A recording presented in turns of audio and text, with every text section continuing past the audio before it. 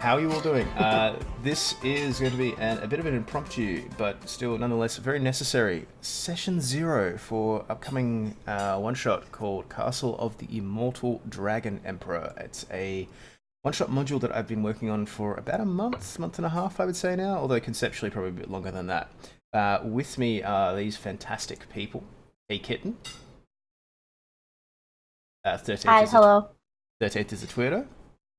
Hello. And of course, Agent Number 1, who has collaborated creatively with me previously on DM Talk. So it's going to be exciting. I'm really looking forward to it. So basically, today's session is going to be a little bit of this and a little bit of that.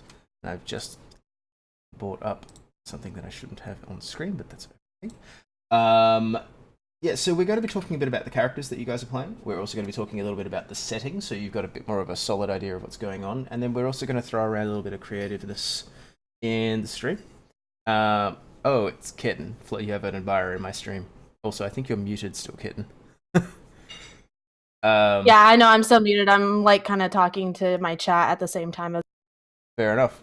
people are still kind of like filtering in. All good, all good. I might check a multi-stream link or something for all of you in a moment, but for now, let me just get my shit together.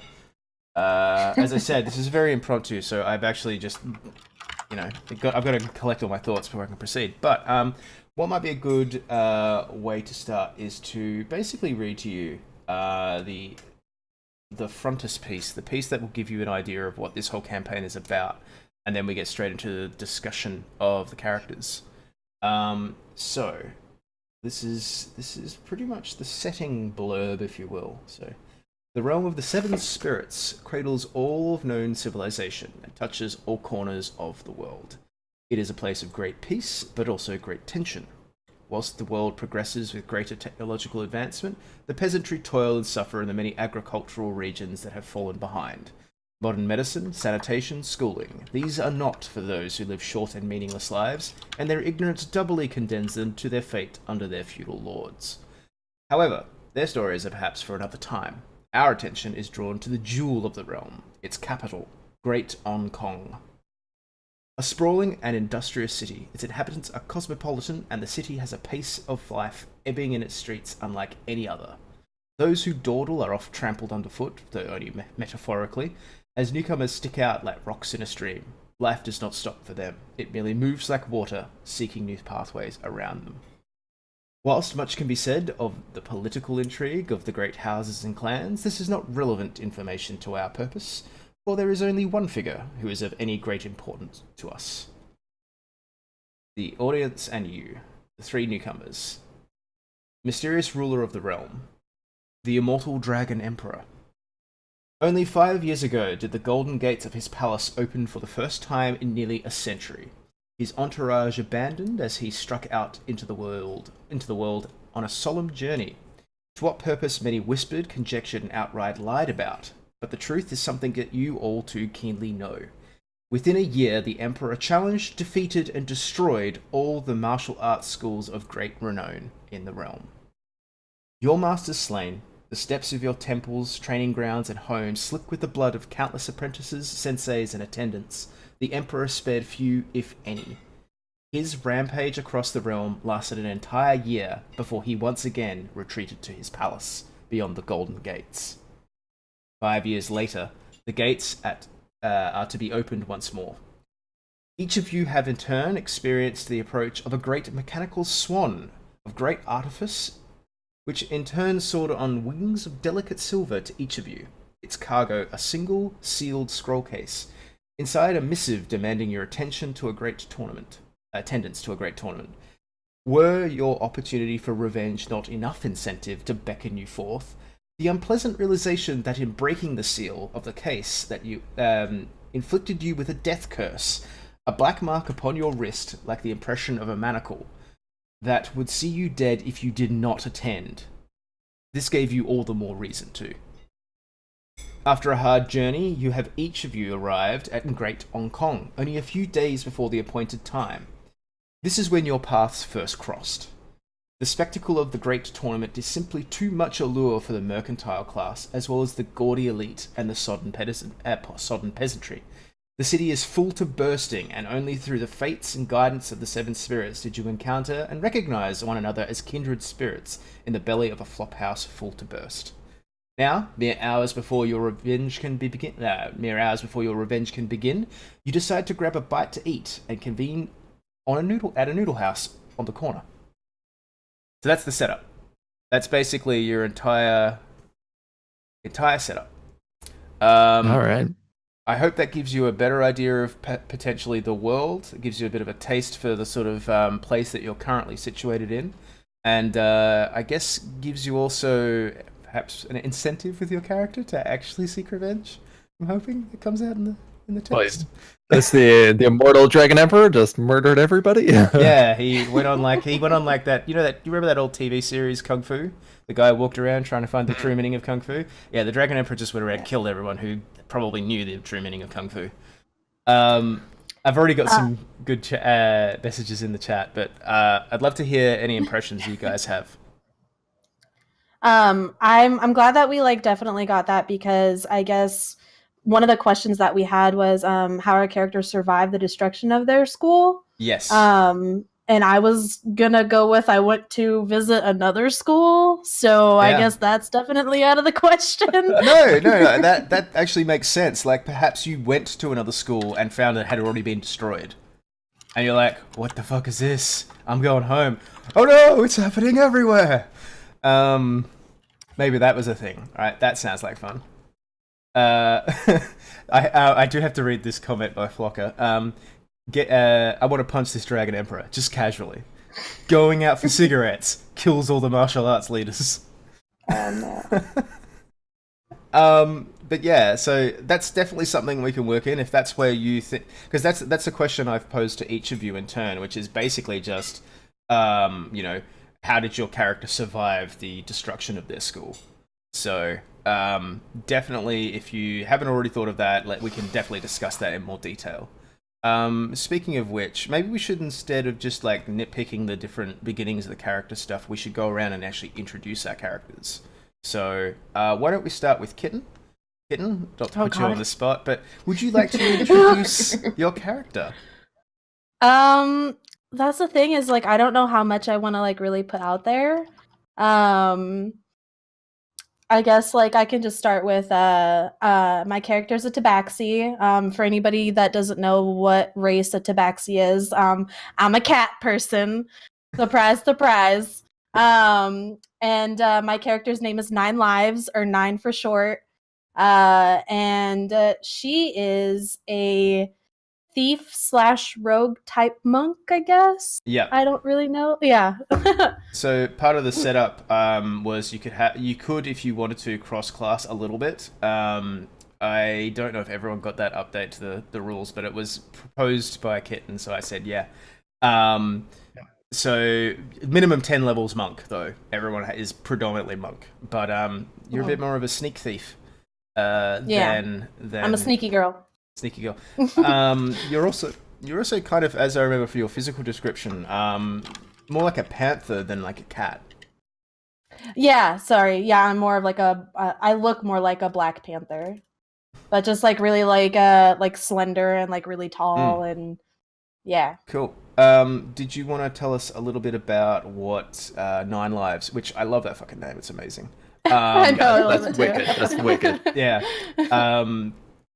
You want to tell us a little bit about the kind of character that 9 Lives is, or did you maybe want to tell us a little bit more about what kind of school she came from, what her home life was a little bit like there, just to give us a bit more flavor about the character? Yeah. So her personality is kind of more she's more mysterious. She doesn't really talk a whole lot. And she's just I mean, I don't know, I've tried to think more so about how I want this to go. But yeah, no, so just the type of school that she went to, it was kind of more of a school for elite thieves, I guess. And so it was a very small school, but it was very well known. Right. and it's more like it kind of more so felt like a family, I guess. So kind of more akin to a ninja clan than say like a martial arts school. Yeah. I can dig that. That's kind of cool. Does the clan or the school have a name? Have you come up with that yet? I haven't come up with the name, no. All right. Well, I mean, if you'd like to come up with like clan something, that's fine. That will work within the fiction. But do you at least have the name of your master, the one who unfortunately met an untimely end at the head of the Dragon Emperor? So my master was a tabaxi as well, Yep. and his name was Eyes Everywhere. Yeah, I like that actually. I'll make a note of that. So, actually, this is a good question to ask, I think, and I think everyone else probably want to know this as well. Was the clan exclusively Tabaxi? Was it like lineage wise? Yeah, I was gonna say that it was right. exclusively tabaxi. Yeah. Mm-hmm. Okay, that makes kind of sense. I like that. Cool. That's really cool. I really like that. Let's move on. 13. Would you like 13? Yes. Would you like to tell us a little about your character? Okay. Oh, my character is a halfling. Yep. Lightfoot. Her name is Ari, Airi. She was of the martial arts school is called Yansho. Yep. And her master was Kensaku, and it is mainly a school for orphans and foundlings. Yeah. Right. Which Very cool. And tell us a little bit about Ari. Is she what's her? Actually, that's a question I didn't really ask Kitten either, but I think it was kind of implied by the fact she's like, I'm a bit more of a thief than a monk. But what sort of what kind of martial school was your school? Like, did they focus on any particular art, or were they more circumspect? What's sort of like the underpinning for that? it was more circumspect because you had a lot of different people from different parts, right, that came to the school. So different and then masters. It was up to sorry.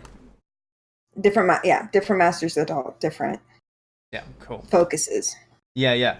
Because I believe that your monk is a Kensai, which is a blade wielding monk, and having. Just to talk the meta for a moment, having had a look at the actual sheet that you've got for your character is ridiculously fast. Holy shit. You're going to be like, and I move 80 feet in one direction and then jump another 80 feet and then teleport behind you, nothing personnel, kid. Like, that's going to be your character from what I can tell. Which is great. I've got a couple of comments from the chat that I might read out before we jump on over to talk about Agent's character. I think this is directed towards Kitten's character. So if we rub behind her ears, will she purr? Will catnip disable her? And then mean, maybe, but I don't think she'll let you get that close. Yeah. And AI says, not to confuse with the clumsy washout that always knocked things over, ice everywhere. As in, yeah, right, I get it. That's quite funny. And someone has commented saying Agent is stoic. Looks really stoic, which is great. Oh, thanks. Speaking of Agent, maybe we want to talk a little bit about your character. Sure. Yeah. I'm playing Arcry, or Arc for short.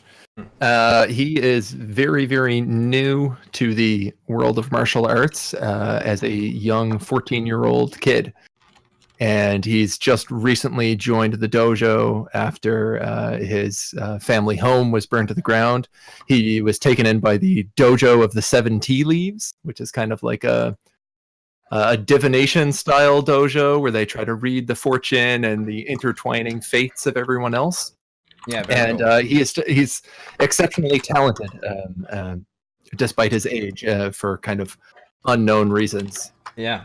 We can obviously talk about that a little bit more, I think, off screen, because I've got some ideas I'd like to throw your way and see what you think. Yeah. But I mean, maybe we even could discuss them here. But I don't want to impinge on your creative process, so we'll see how that goes. I'm always open. Yeah, cool. What was Ari's master? Is it? Sorry, it's how does it pronounced again? Arcry, Arkrai. Arcry. Yeah. So, who was Arcry's master? Master Frissio, who was a nice older gentleman who kind of ran the dojo. Yeah, cool. Very much kind of the wizened wizard sort of look about him. Yeah, very cool. And if I recall, your character is more of an open palm style? Yeah, open palm, just straight monk. Yeah. Very traditionally inspired by like classic kung fu movies, bad animes. Well, you've that definitely kind of thing. you've definitely come to the right place because for those of you who haven't already picked up on this, this is going to be very much a like Hong Kong cinema sort of like certain elements of the presentational style will definitely be along the lines of like Kung Fu Hustle, that sort of thing, and then I think that the visual tone will probably be somewhere in the vicinity of like Crouching Tiger, Hidden Dragon, sort of the more Chinese fantasy stuff. But this is basically sort of, at least as the DM, sort of a love letter to, I've said this a couple of times, but like Chinese and Hong Kong cinema, that sort of stuff. So I'm anticipating a lot of very cinematic fights, which I'm really looking forward to, and there will be a degree of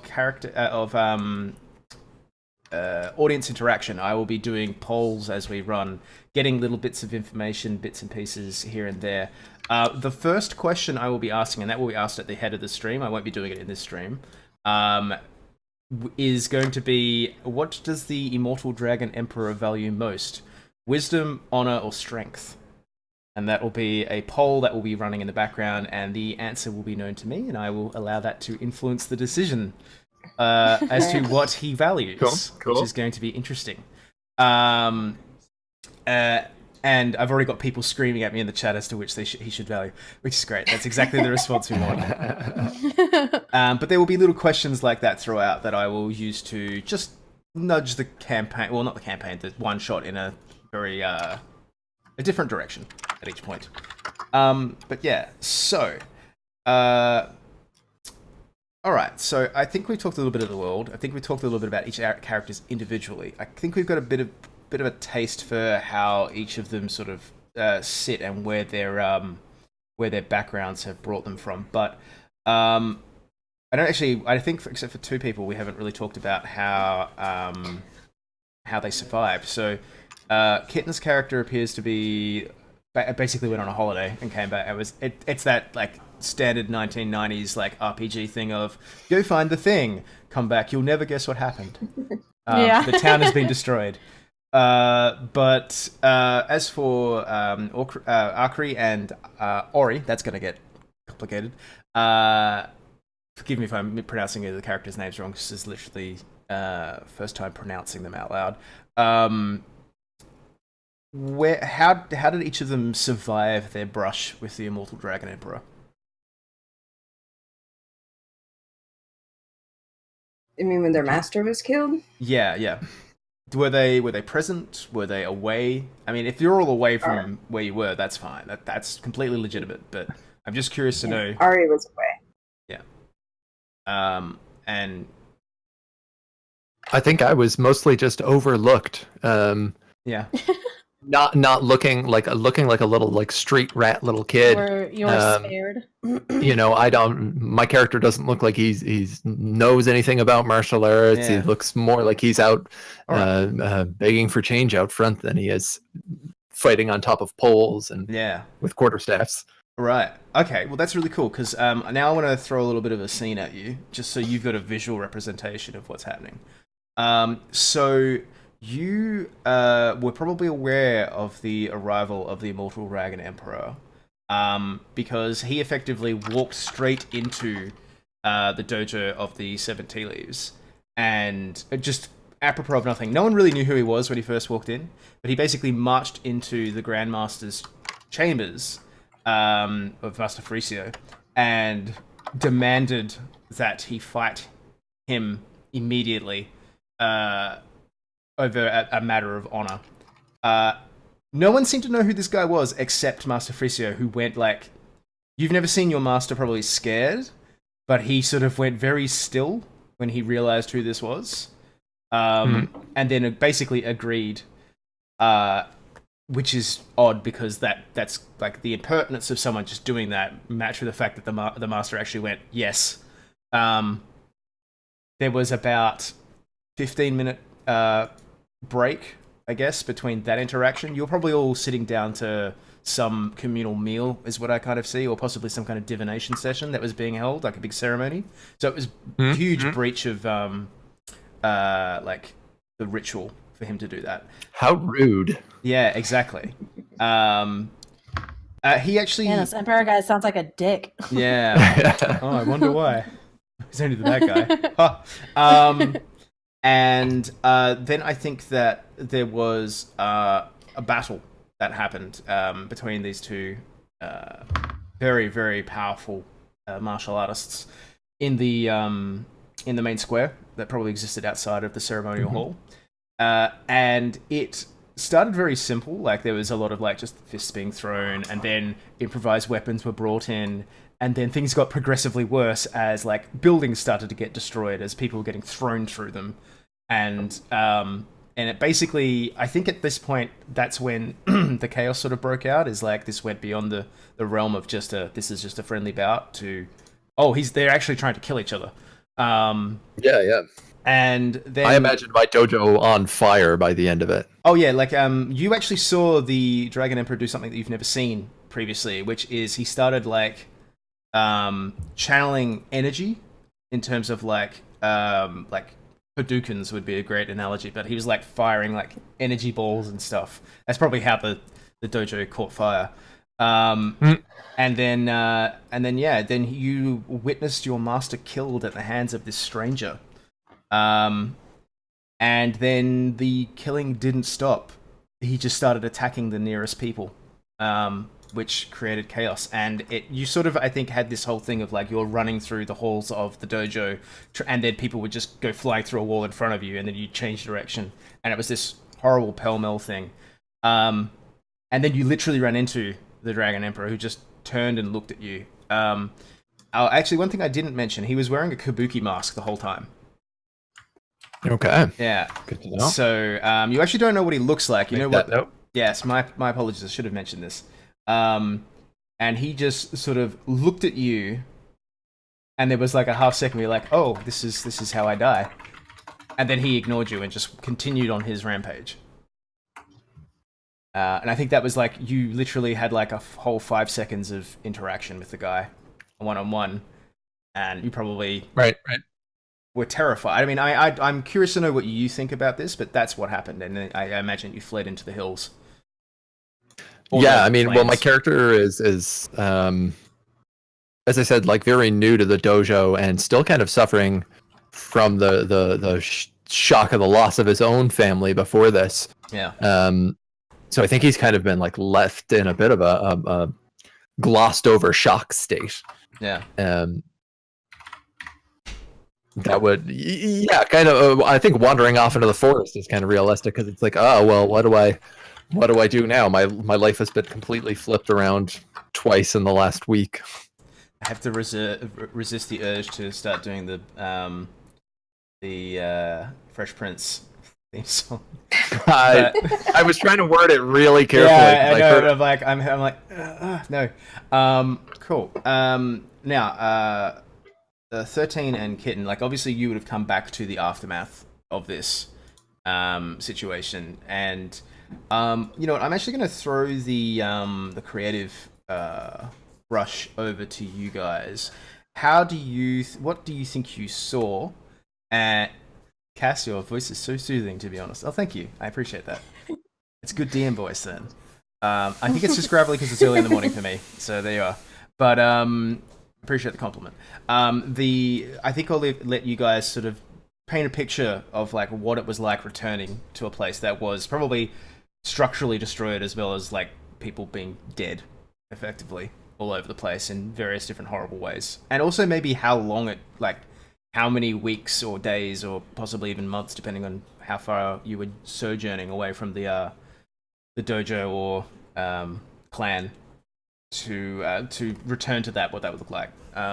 Who would like to go first? I'll go first. So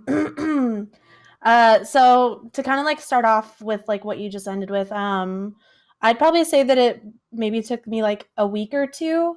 Because I want to say that like I got an invitation or something like that to go to an ally clan And like in the middle of me showing up to there, like I find that place is destroyed, so I come back to like report that to my master, just to find like all of that destroyed too.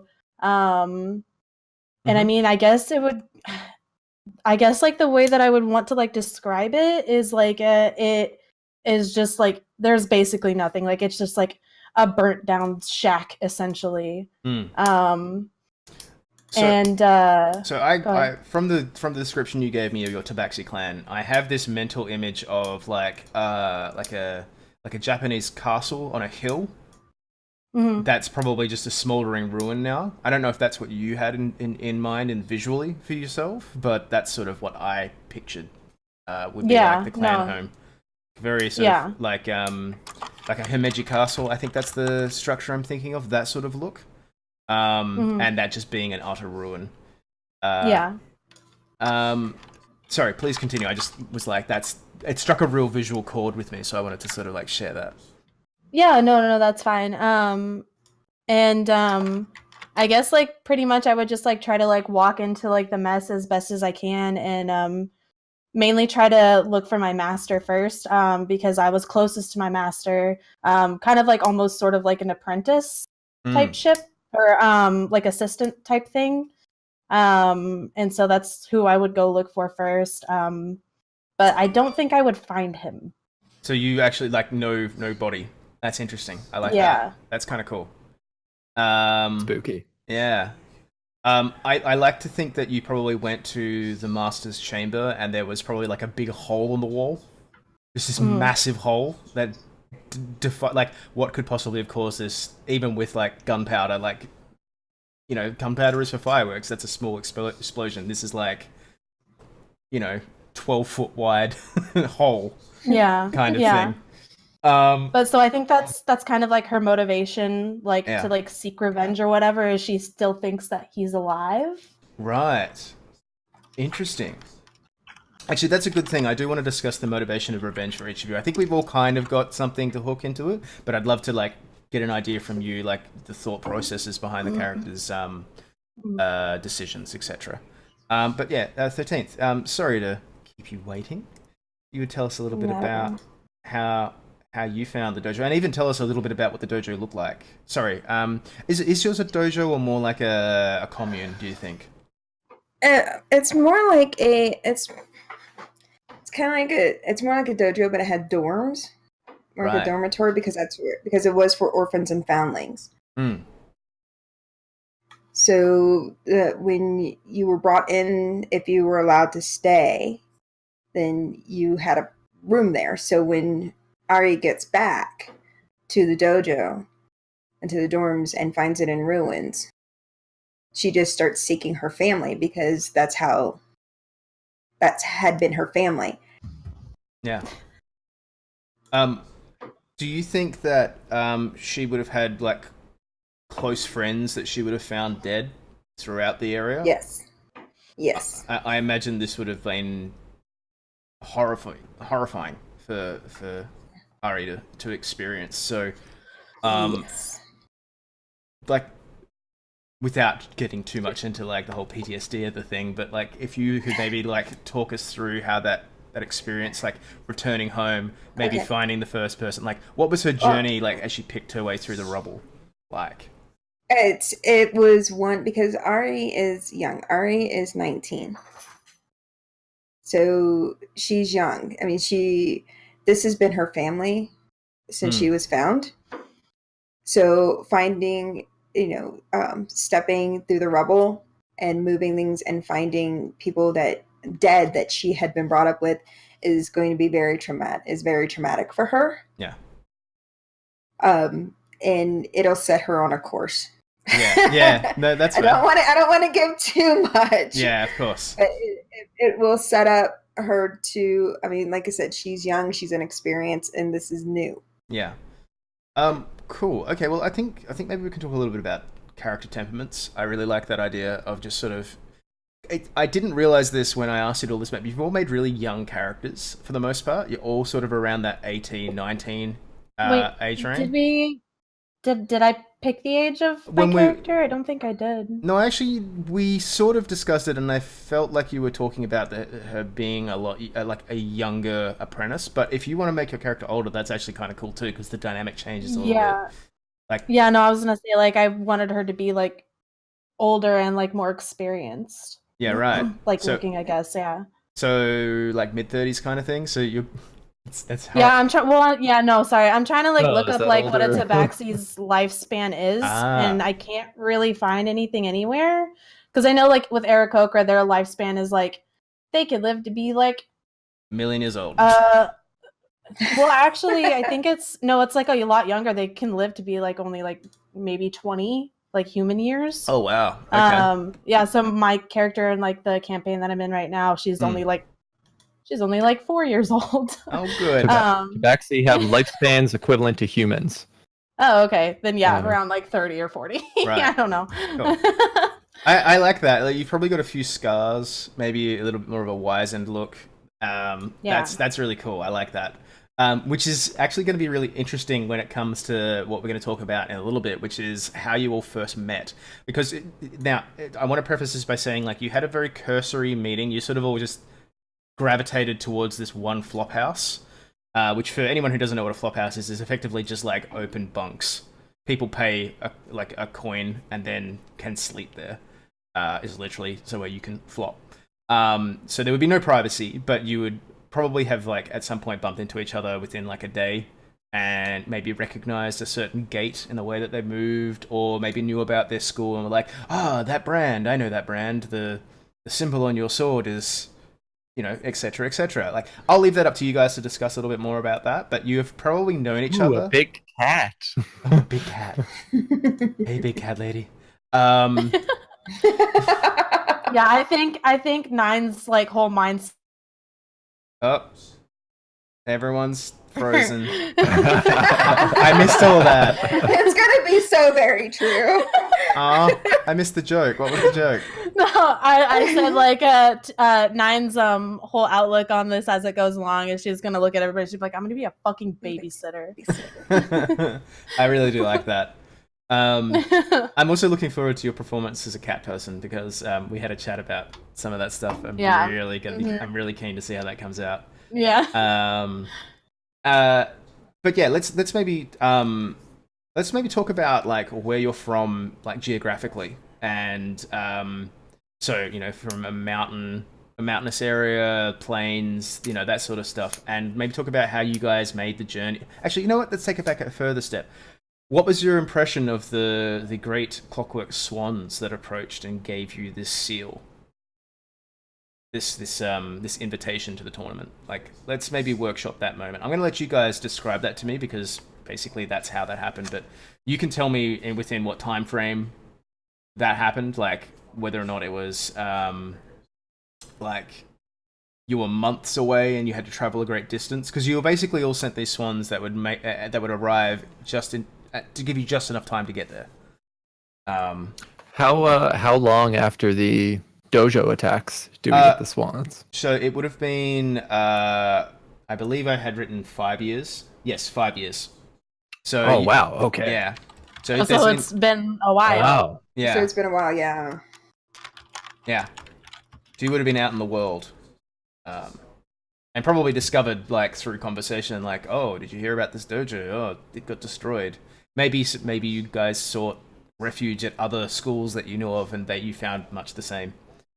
I will say this though: the only schools that were destroyed were the great schools. They weren't like the ones with like 1,000 years of history. They were the ones that were targeted and destroyed. Anything newer than that, or unknown, or quite frankly bad shit, they're shit schools. They're not your your first pick if you're going to university. They weren't they weren't targeted. Are we the sole survivors from our schools, or did anybody else survive as well? I think or is that up to us? I think that's up to you guys. Honestly, I'm happy for you guys to take any approach that you want. I mean, personally, I'd love to. I think after leaving the school, running into one of the other kind of monks from my dojo who avoided the attack, was away from the attack or whatever it is, and kind of coming up under their wing. Right. A lot of the background for me, wanting to, my revenge background is due to the fact that, like, after my family died, these guys took me in, and I thought they were so nice, they were so friendly, and I didn't really understand entirely what happened with this immortal dragon guy, but I knew it upset my friends, so I wanted to help them out. Yeah.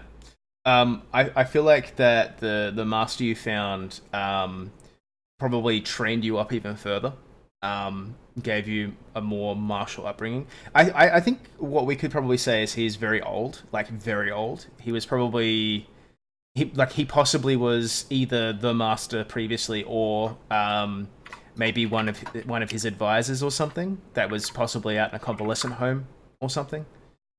I like the idea of an even older master, very frail. Yeah, like, but to the point where, like, he equally wants as much revenge against this emperor as well. I'm seeing the abbreviation IDE popping up in the chat because apparently Immortal Dragon Emperor is a bit of a mouthful.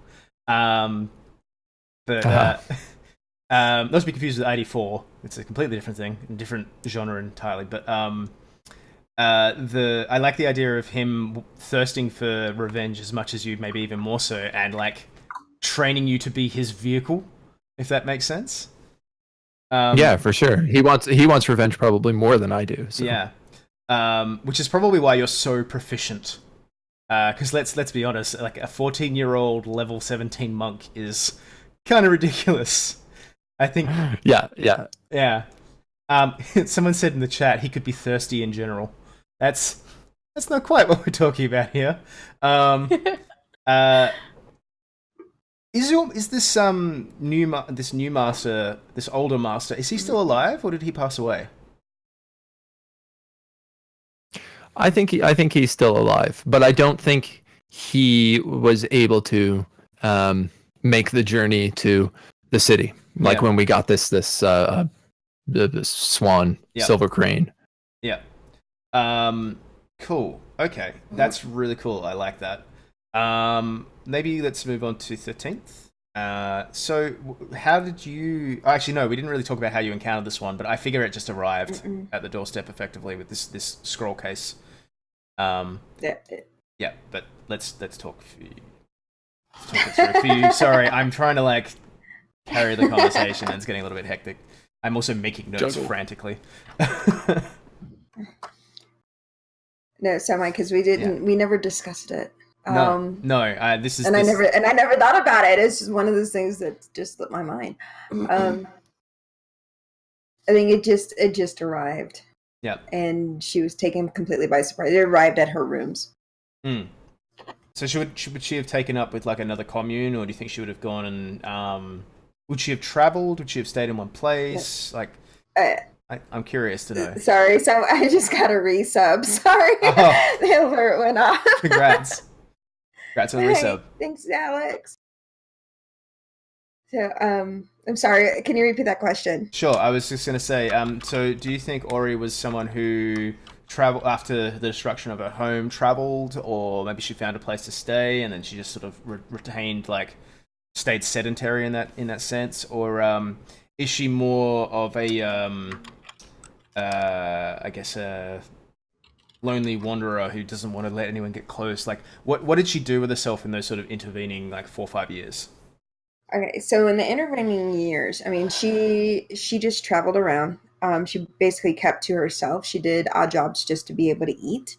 But as she got older, it was a little bit more of, okay, she's taking on other jobs. Yeah. And different jobs. But she's still kind of keeping to herself because that was the dojo being destroyed. That was her second chance at a family. And so she doesn't want to get really close to anybody because she's afraid of them being taken away also. Yeah, very cool. I like that. We've all got these horrible wounded and emotionally scarred characters. I mean, it's the sort of stuff that like... Well, you killed all of our masters. I know, you did this to us. That's how the campaign starts. Also,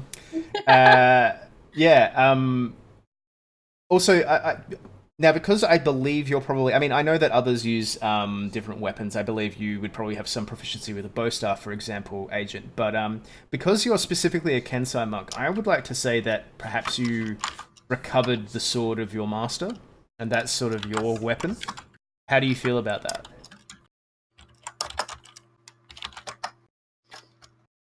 Hello? Are you talking to me? 13th. Oh. Oh, sorry. That's okay. I You got wasn't sure everyone's who you were talking. everyone's You said streaming. agent, so I'm kind Oh, no. I was just saying, like I was talking about because from what I understand, Agent and Kitten's characters are more or less like either like dagger wielders or like maybe a bow staff or open hand or yeah, pop, making suckers drop. Yeah. But I was going to say, because your character actually uses a sword, I was going to say perhaps you recovered your master's blade. That would be kind of a cool thing. Yes. Yeah. That would, well, actually, like I said, I didn't think about that one. Yeah, but because she carries a long sword and a short sword. Oh, and interesting. she's very proficient at both. So very cool. Yeah, so it could be the long sword, it could have been her master's. Yeah. I like the idea of like you were just traveling between one town and another one day, and the swan, just this bright light in the sky, just approached you, and it turns out to this fucking clockwork silver swan with a scroll case attached to its leg, addressed to you, and then like the horrible realization that I guess this isn't over because the person who destroyed your family sent basically an invitation to come to a tournament that you can't like turn down. By dint of opening the case, you basically accepted it. Which is it's like signing a contract without knowing the full details, if that makes sense. I'm curious to know what her impression of that would have been, like the feelings. Because it sounds to me like she probably was trying to like not forget, but like not trying to get over the trauma and not like let it affect her life, and probably got to a point where she maybe had some degree of peace, and then had this thing dropped in her lap again. Like, or maybe I'm misreading that. Maybe I'm misinterpreting that. Please tell me what that was like. I think it would have been more of her not expecting any kind of contact from anybody, because she really didn't know anybody. Everybody that she's known is gone. And she's kind of kept to herself because, like I said, it's like she had this thing in her head. This like anybody that she has cared for or have gotten close to has died. Right. So she receiving this, it would have been kind of a shock. Like, who's this from? Because she doesn't know anybody. Understood. All right, that's really cool. I like that. All right, Kitten, your turn. Did you have any ideas of what Nine Lives had been up to in the intervening few years after the destruction of her clan?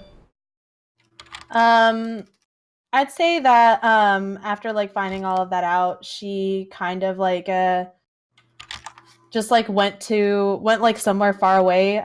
She found kind of like a larger city or town or whatever, and then just kind of like settled down there to kind of like remain more anonymous.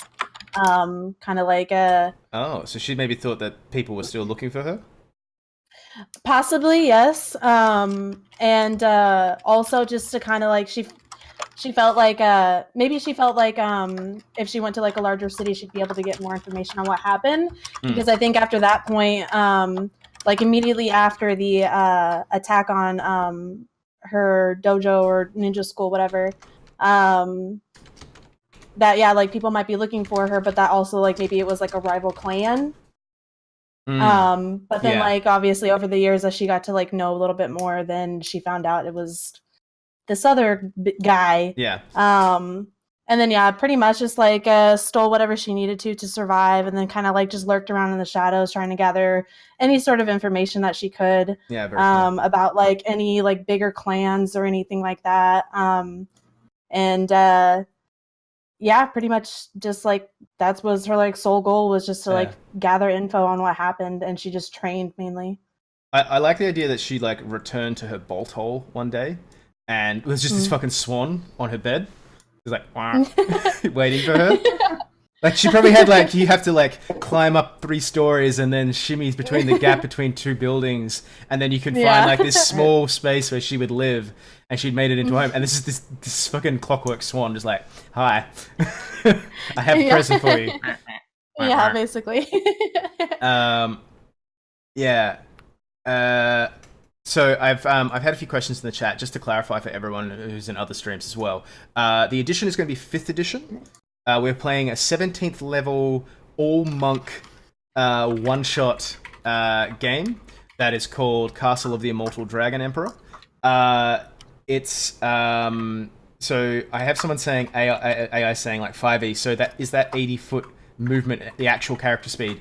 Yes, there is some ridiculous broken shit in 5e. Like, monks get increases to foot. I'm going to take advantage of it. Yeah. There was a recent study. Tabaxi monks can actually move 6,975 feet around. Yeah. There's some weird stuff you can do in 5e if you tweak it. Look, there's like extra stuff to like make me even more stealthy and like gymnasticsy and whatever. Yeah. There is definitely going to be some stuff where it's like people look up and they see like glints of blades in the sky, and it's just this stuff bouncing back and forth. Like, I have a feeling it's going to go full anime at some points. Although the aim is more, like I said, Hong Kong cinema movie. That's kind of be like the look. But yeah, someone's like, Jesus, 80 feet? Hate to get kicked by those legs. 2d6 extra damage for a kick. Yeah, you get like that, and then you go flying into a wall. Hey, that explains why the Immortal Dragon Emperor was able to kill everyone. Anyway. So, yes. Cool. So, moving forward, I'm assuming you basically all made the journey to Great Hong Kong, which is, of course, the capital where the Golden Gates of the Emperor are situated. When you arrived, you were surprised to discover, and this is something you would immediately know, because you probably were like, where's that fucking castle? I'm going to fuck this guy up. The Golden Gates are literally a pair of gates in a square. There is actually no castle. Like, you're like, okay, so where's the Dragon Emperor's palace? And everyone just pointed at this like, I forget what they're called, but they're basically like the traditional Japanese arches. And they're made of solid gold, and they sit in the middle of this square. And then I think that was where you're like, oh, what? That makes no sense. I better find a place and then be here at the appointed time as opposed to trying to sneak in undetected. And then, yes, you probably found lodgings at a flop house. I think you probably went to a few inns and were like, no, everyone, it's all booked out. Like, we're actually, like, stacking more people in a room. They're literally sleeping on the floor next to people they don't know. Like, the word of the tournament has spread far, and, like, hundreds of thousands of people have traveled to come see this. Because they're all expecting to see, like, possibly the greatest display of martial arts this side of the century. So everywhere you would be traveling, and apart from the fact there would be so many people, like you would never have seen the amount of people that you've seen here. There is just like, there are merchant stalls everywhere selling like little figurines, like little bits of pieces of like kitschy crap, like, oh, buy your lucky like charm stuff. There'd be food vendors everywhere. Sorry, I just got an alert. Thank you for the follow, Tepson. Anyway, I should probably turn those down, but that's the sort of like experience you would have had, and then you would have found this flop house, and I guess tell me a little bit about how you sort of like recognized each other as fellow like martial artists for a start, but also like, because I feel like you guys would have had not necessarily a strong bond, but made like maybe a temporary alliance for the purposes of seeking revenge. Like, Did you say that the swans delivered the scroll in like a silver case? Yes. You could keep that stuff. Would we maybe have that on us still? Yeah, that's like a recognizable, like, oh, you've got a golden ticket as well. Yeah. You got a golden ticket from a douchebag as well. Cool. The swans would have returned. They would have left once you took the scroll case. Just FYI, so no one would have a swan or anything. But yeah, the scroll case is absolutely. I want that swan. I ate that swan already. Rotisserie. That is. Yeah, swan was my dinner. I really like. Well, it's clockwork, so that's going to be a bit harsh on the teeth. Crunchy. Yeah. It's fine. I do like the idea because we spoke about this. You're a little bit like a little bit kleptomanic, as a character. Like you like to take things, shiny things from memory. So I like the idea that she probably chased the swan across the town trying to catch it. That's a great image. Yeah. It's this Black Panther chasing this swan over two rooftops. That's great. It's got a whole visual story right there. But yeah, so you guys probably would have seen these scroll cases. I don't want you to like roleplay the scene, but like tell me how that would have kind of like panned out. I'm gonna shut up and let you talk now. Tell me a story. I mean, I think I would have felt a very much little kid in the big city. Certainly, like the town that I came from was a very small farming town, and then even when I moved to where the monastery was, I think that would be kind of up in the hills, away from anything larger than like a small village.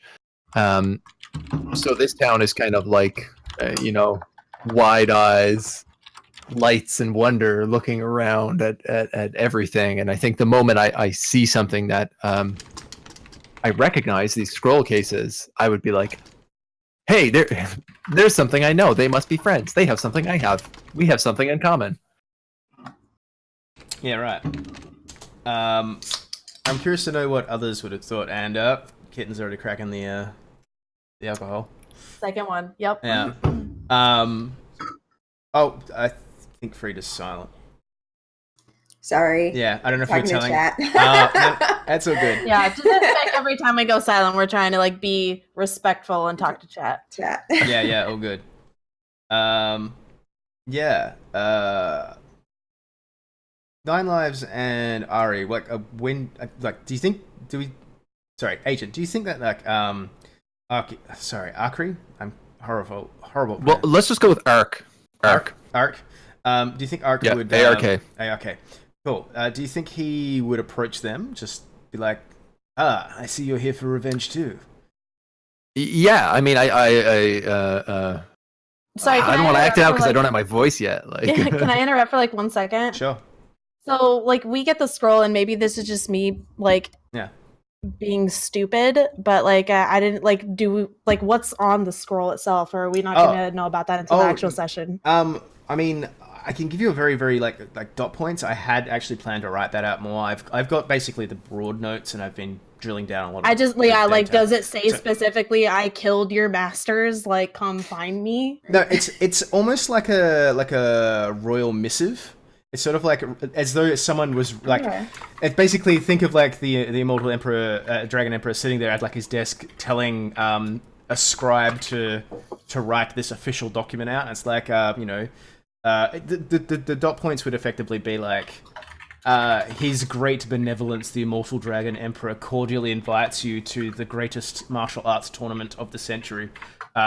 Your attendance is mandatory. You may have noticed the band now placed upon your wrist. This is both your price of admission, but also is a death curse. Failure to arrive will result in your untimely demise. Be here by this day. Yeah, be here by this day. Love, the Immortal Dragon Emperor. With love. Yeah, with hugs and kisses. Yeah. It probably would have had his official seal on the document, which would be like a waxen, affixment. But yeah, basically. So, are we expecting our characters at this point to know that he is the one that destroyed our like schools and temples and everything? Yeah, I think that's a personal determination you guys can make. But there are certainly like 5 years rumors have run the realm, and people have kind of gone, the Dragon Emperor left his castle and then all these people died, and that seems maybe it's connected. And then there would have been like survivors, possibly more willing to talk about it than say Ari.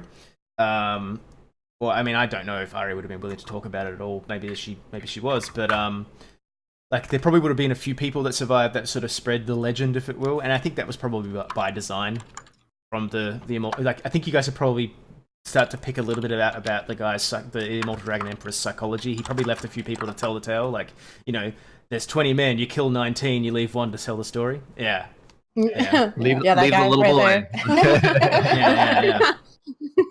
He surely won't harbor a grudge, and nothing bad will come of this. Yeah, exactly. It's like the villain's conceit. I will let you grow up and then come kill me. But yeah, so yeah, I think that's probably as much information as you'll have to work with. I think at this point, but that's basically the dot point. It's effectively like an official. Please come to this tournament. Also, you have to come to this tournament. And if you don't, you'll die. And also signed. That's fair. The Immortal Dragon Emperor is actually the ruler of the realm of the seven spirits, but he just doesn't appear very often. Because I know I said in the write up I kind of read that basically as like we don't want to talk about the politics of the thing, but it's effectively run by all the feudal lords. That kind of like it's just that if the Immortal Dragon Emperor's like no one is to plant turnips, everyone will be like yes sir, you know, that kind of thing. But other than that, he kind of leaves them to their devices. As I said, like he hadn't left his castle in like 70 years until the last time he did, so it's very rarely seen. But yeah. Okay. If that answers the question, I hope. Yeah. Cool. So like your original question was it like how would we all react like whenever we got into the city? Yeah. And like what was the what kind of like I guess made you party up a little bit, at least temporarily? Because the inciting incident for that, the idea of like you would have all crossed paths would have been when you hit the flop house. You would have seen these other people carrying the silver scroll cases. But what that actually looks like, whether you were reluctant or you're like, yeah, no, that sounds like a good idea, that's entirely up to you guys to kind of puzzle out. I think I need to shut up at this point and let you guys talk. To actually No, you're that. fine. Like, I mean, like, I need to ask these questions because otherwise I'm going to be like a little confused. And I told Castellan a bit before, I'm super new to D&D. I have been in one session that I'm currently still in, so I'm still like learning things. And so I'm going to be asking like a fuck ton of questions, and if that ruins y'all's like immersion or whatever, like I'm really sorry, but I'm still like learning all this. Learning is good. No. Learning is good. Learning Okay. is good. So I guess I really wanted to ask, when we actually start the session, we're like already going to be in the party, like we're already going to be like best friends holding hands, like ready to go take on this guy? Or... I think you guys will have had like at least kind of decided to, if not work together, like not work against one another. I think that's like the minimal threshold I need as the DM. But so there is a conceit, obviously, and Agent will know about this, and I'm sure 13th will as well, and possibly you as well, Kitten. There is a habit of DMs to start epic quests in taverns. In this, you start off in a noodle shop. Because you're all getting lunch. So you're all in a noodle bar, getting some ramen, I guess. Is there alcohol? Yeah, the alcohol flows freely. There's some sake or something. Sake, rice wine, plum wine, whatever you want. There'll be all kinds of stuff. Nice. Yes, so that's kind of what I need from my end. I just need a reason for you guys to associate with one another. Have met, yeah. I mean, like I said, like my character is definitely the more like reserved type. But I think like being brought this scroll, like whatever the fuck it is, and her like coming to the city, like that's gonna be the first thing she wants to do is find another person that has this. And ask them like what the fuck is going on. So I just imagine like after like her really long travel of like getting to this like city, like first thing she's gonna want to do is get some food. So she gets some noodles, and then like she sees them possibly like together, maybe separate, I don't know, and then just like it immediately goes up to them and like sees that they have that. Yeah, right. Have we seen anyone else around with these scrolls? I guess that's one of the big questions. Are there a lot of people in this tournament expected? Yes. You have met one or two people that you've seen. Like there is actually a really large, very almost naked half orc, like sumo wrestler. I was gonna say sumo. Yeah, like cool. And he is pretty big, is what I'll say. And he's just, and when you kind of ask him, I assume you guys would have had it, like, tried to broach the conversation, be like, so, was your entire way of life destroyed like 5 years ago? He was like, oh no, I just received this in the mail, basically, the swan mail. And he was very chatty. Why does he get that? That's lame. Yeah. Okay, sorry. But yeah, no. But this half orc is actually staying at the same flop house. And you've seen like a few other people with this scroll case, and you've seen a few people without the scroll case, but with the black band around their wrist, just very fleetingly in the crowd. And they're all kinds of, like, you've seen a bunch of tieflings, you've seen a few humans, you've seen like I'm sure you saw an Aarakocra. Oh, sorry, I got another follow. Thank you, Philly Philot. Sorry, Philly Philot. I don't know how to pronounce that. Philly Phil. Philly Phil. Philly Phil. Philly Phil, yeah. Like Marky Mark. That's my whole boy. Philly Phil's my sugar daddy. Aw, thanks. Thanks for the follow. But yeah, so what the fuck was I saying? Yeah, so you would have seen like a fair different swathe of these kinds of people, and I think it probably would have been appropriate to assume that like this tournament's not just opened up to the survivors of like, I guess you could, what's kind of been colloquially called like the martial arts school purge. Like that wasn't that doesn't seem to be the case. And like you've seen like all kinds of different people in this town though. Like this is literally like one of the things that I've set out as just one sec to talk about it from a DM perspective. Literally any core or like officially supported unearthed arcana like race is basically fair game in this game. Like that, all those kinds of people are here. Like you've seen drow, you've seen tieflings, you've seen Aarakocra, you've seen furbolgs, you've seen everything. Like there's just every person you could possibly imagine is in this town. Well, city. The Marshall Massacre. That's a good one. I like that. Anyway, so yeah, like I imagine you probably would have had a few false starts with that. And then, yeah, does that answer the question? Any more information you need? Or am I perhaps waxing a little bit too lyrical on that? Cool.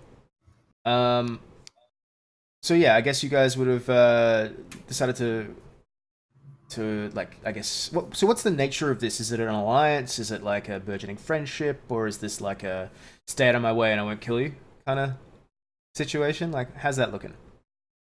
Discuss. I think it's, well, I mean, there's 3 of us. So there's 2 of us that are going to be hesitant to even, talk with the others initially starting off. So I don't know how that works with. I'm all about the power of friendship, so I think I might have to be the glue that binds us together here. Yeah. I like the. Sorry. Yeah, I don't know. I guess it would be more so like Nine's like perspective on it would be like, I'll stick with these guys as best as I can, and just it'll be best to like have more so of like a team effort than to go in on it alone. Because Ari's point will be like, she will go in, but she's going to keep a part of herself back just so that she keeps herself safe. Yeah. Which I think makes sense given her context and everything we've discussed today. So yeah, that's great. Yeah. Cool. Okay. I think that's pretty much everything I need, creatively anyway. But I would be keen to know if there's anything you want to ask me, either about the world or anything to do with characters or setup. Like, basically, I'm going to open the floor to you guys as the players, and then I might actually open questions up to anyone who would like to ask, like, the players questions about the characters, anything to do with, like, questions they have about this. Just to cut this off at the pass, we haven't yet set 100% a date to start the game, but we would be looking between 1 and 3 sessions. That's the sort of like length of the module, and I would say on average between 3 and 4 hours per session. I don't want to run any longer than that because people have lives. So that's the sort of time frame we're looking at, the sort of module length. This may or may not bow out. It just really depends on how much fun we're having, and obviously, what's going on with like encounters, because sometimes things just expand. But my idea is this is supposed to be a very quick, very fun module that who knows, maybe I'll be able to make even free to other people to play if they'd like. But that's a future concern. I'd have to collate my notes into something cohesive. Anyway, so yeah, questions from the players. Are we able to, is there anything that we like know or have learned about the tournament from like buzz on the street or from scrolls? Like, are we allowed to fight as teams? Is it like a one-on-one? Are we going battle royale style, jumping out of a plane, or like? I'll just PUBG. What?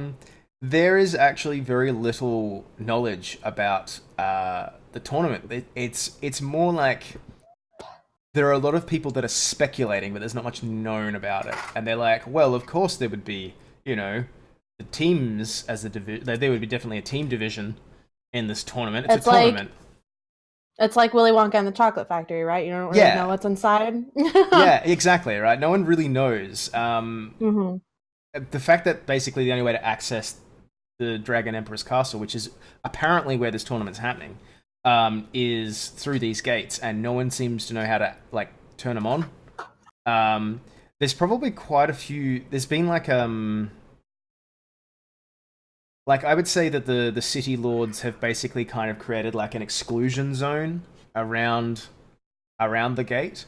But the town square itself, where these gates are, is probably chock-a-block, like filled to the brim with like rubberneckers and all kinds of looky-loos and like all the different hawkers that you would get, like buy your commemorative plate sort of stuff. There'd be all kinds of stuff going on there, and then A couple of monk bards performing. Yeah, they'd have I forget the instrument that they use. It's like a mandolin, I think is what it's called. Like there'd be like mandolin players, that sort of stuff. There'd be all kinds of like lots of anticipation, but not much knowledge, is I guess what we're saying. Yeah. Right. You would assume there would be some kind of like announcement when it starts. But yeah, hopefully that answers the question.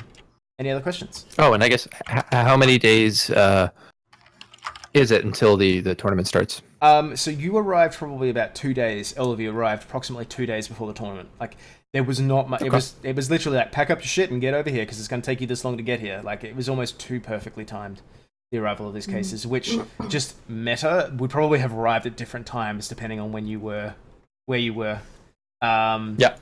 And actually, that's something that probably all of you would have begun to suspect once you arrived, because people are like still showing up at like the entrance to the city. Like every now and then you'll see, like you've been here maybe a day and you've kind of gotten over the whole thing, but you're still seeing like occasionally these people with silver scroll cases or black marks around their arms walk in and sort of just like stand in the middle of the street, just gaping at the sheer size of like the city and the amount of people that are here.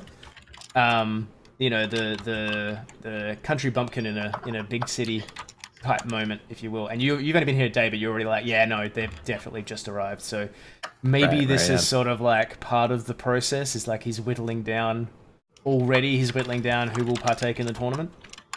So I don't know if that helps. That's basically all I can give you at this point. More questions. Let's keep it going.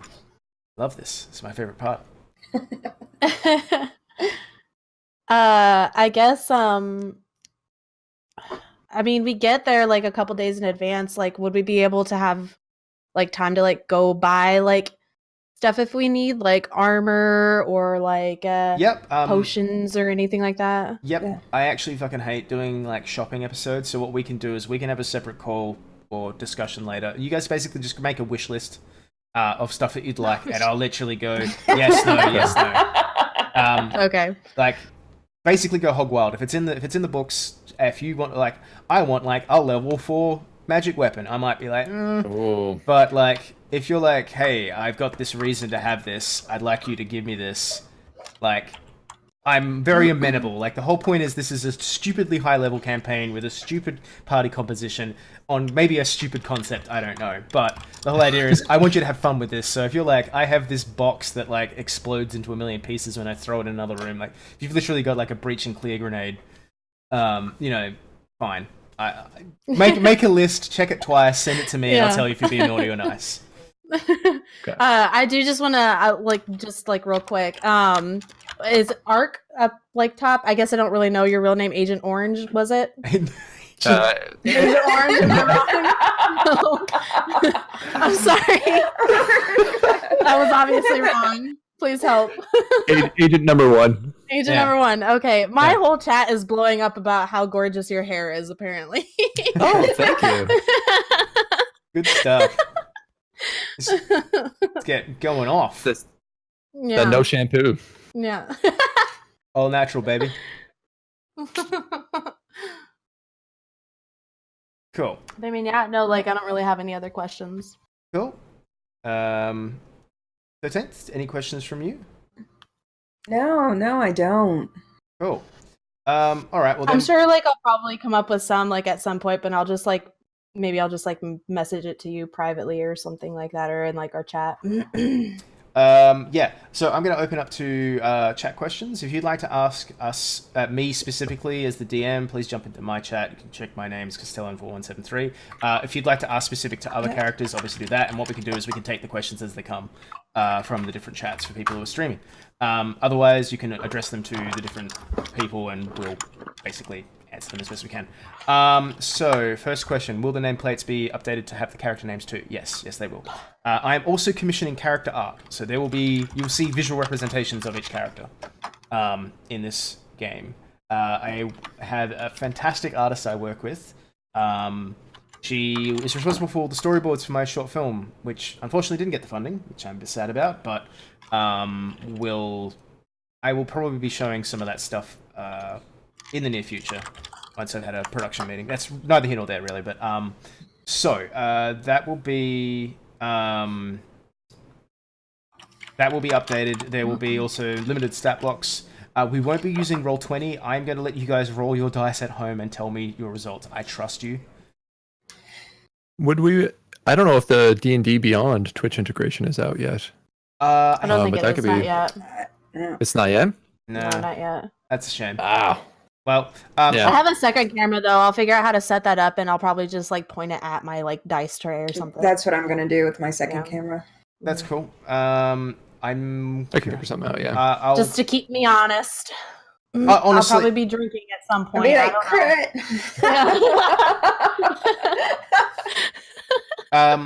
We'll see how that works. We'll obviously have to do like a tech rehearsal and make sure it's all set up so it doesn't screw up. But yeah, cool. Okay, so any questions from anyone's chats, even if it's like compliments on hair or voices? If anybody in chat has a question, I can like ask for you if you need me to. Same in my chat. I agree, James Dino. It is much more fun when you fail key rolls anyway. Failure is fun. That's a good action to have. If you're like, I need to jump across this ravine. Oh, I rolled a 1. Oh, good. That's fun. And I've done that. Now my chat's asking, how do you keep your hair on fleek, Agent Orange? Oh man, I might have just ruined your life. I'm so sorry. It's all good. It's all good. All right. Flattery will get them everywhere. Good stuff. Okay. We'll obviously wait a little bit longer, but maybe we also want to talk a little bit about each of us as streamers. Although, Agent, I don't believe you're currently streaming at the present. But you can tell us a bit about yourselves. I'm coming back soon. Good. Stay tuned. All right, well, I'm going to do a shout out to each of you. Dun. In my chat so that they can check out your respective channels. I'm really looking forward to this game. I do have a multi-stream set up right now for me and 13th and Castellan. And we'll update that soon too for anybody that is going to be streaming this campaign as well. So we'll be predominantly streaming, I think, on my channel, just because I will then be able to do, like I said, the audience integration. Because if you're on other channels, you're not going to be able to use the Twitch bot to like give me the votes. I don't have a problem with you guys re-streaming or multi-streaming on your channels either. That's not an issue for me. This whole thing here is just to have a bit of fun. So, you know, but just be aware that I will be doing stuff with the audience. There will be questions. For those of you who maybe didn't catch the beginning of the stream, the first question I'll have, which will have an official vote when we start the first game, is what does the Immortal Dragon Emperor value above all? Is it wisdom, honor, or strength? And yeah, that will be decided by a poll when we go live, and that will inform some of the campaign. Well, not campaign. I keep saying campaign. Inform some of the one-shot twists and turns. There will also be, I hope, some kind of system in place. I'm gonna see if I can find someone maybe who can program for me, do a script that will allow people to help the players or hinder them. Oh shit! Another follow. Thank you for the follow, James Dino. Awesome name, by the way. And hello, Paladin. Welcome to the stream. Yeah, cool. So, any more questions that have popped up? Because otherwise, I think we might have to wrap this up very shortly. I'm pretty good on questions at the moment. Cool. Yeah. All right. Great. Well, we will obviously have a conversation about when we can start doing this, but I would like to get it done and get it started within the next fortnight. As I said, like you actually, you know what? While I'm at it, I will also probably provide a small like video, I guess, to each of you if you want to run it on your stream, just to sort of like advertise the thing for you. So maybe we can get some people who are interested to drop by the stream when you're on your break or whatever. And hopefully that'll get a nice big audience for the first one shot I'll be running on Twitch. Will be interesting. Oh god, I'm getting so many followers. Exciting. Phil, be nice. Yeah.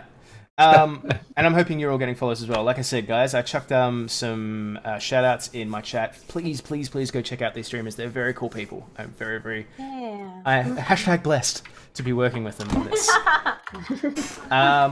Cool, great. Well, I think that's pretty much it from my end. I'm gonna head off now, but thank you so much for dropping by. Thank you so much for agreeing to play my game. Thanks for Anytime. putting this together. Yeah, I'm really excited for this. Yep. Yeah, this is gonna be a lot of fun. Great. Well, look, thanks so much. I'll catch you all later, and have a great day, night, or whatever it is, wherever you are in the world. See you all later, guys. You too.